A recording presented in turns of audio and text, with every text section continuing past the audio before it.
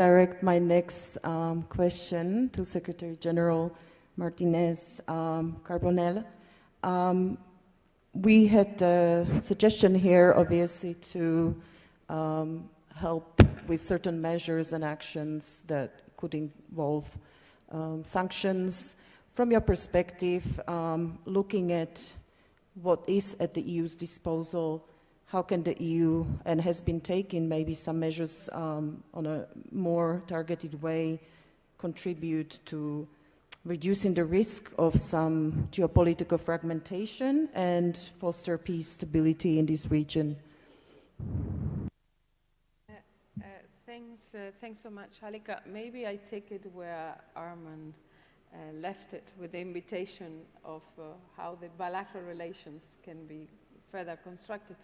And I think Armenia is a very good example of a constructive relation between the EU and an important country in this region. And the way we are trying to promote this bilateral agenda, it's by something, we work on the basis of documents, which is how bureaucracies like to set agendas. And we are now finalizing negotiations for what we will call a new partnership agenda with Armenia. And then it will, maybe to make it more tangible and comprehensive to the audience, I will make 3 examples of how this agenda is going to take forward our relations. The first, and this is a topic that both the Prime Minister and the Foreign Minister mentioned this morning, is connectivity, which I think is one of the issues of the day. And we want to see Armenia included in the discussions that we're having in the region on wider connectivity. And this includes the crossroads of peace, Armenian agenda. We have, some of you are familiar, this big program called Global Gateway, where we support mobilized funds for big investments. And the EU has mobilized over 700 million already, with a view to projects like the North-South Corridor, the electricity connection with Georgia. So these are tangible ways where we could connect, and we expect to do even much more in the coming years. The second is by supporting something that it's very close to our heart and what is the EU, which is supporting resilience and reforms. And there we want to commend Armenians for their courageous steps towards the EU. And we have in that regard increased a lot of our bilateral support, including to Karabakh Armenians, for example, or supporting over 6,000 SMEs in the past year.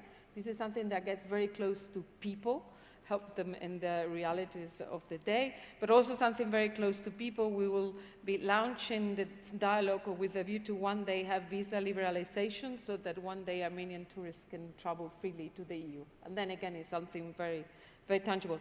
And third and final point, it's security.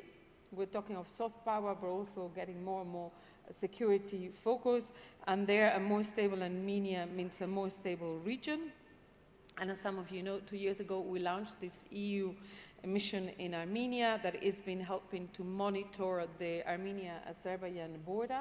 I think they're playing a superb job. I had the opportunity to visit them yesterday, and this is kind of the things we're trying to do with Armenia, but also through something we call the European Peace Facility. We have been helping to modernize the Armenian armed forces and to wrap it all this into a more joint vision of security. We will soon be having a security and defense consultations in Armenia. All this with a view to support Armenia reform agenda, but also to help them in their efforts to finalization of the normalization process with Azerbaijan that the Prime Minister was mentioned today. The High Representative Kallas couldn't be here today, but she's coming to Armenia before end of June, early July, and I'm sure she will take all this forward. Thank you. Thank you.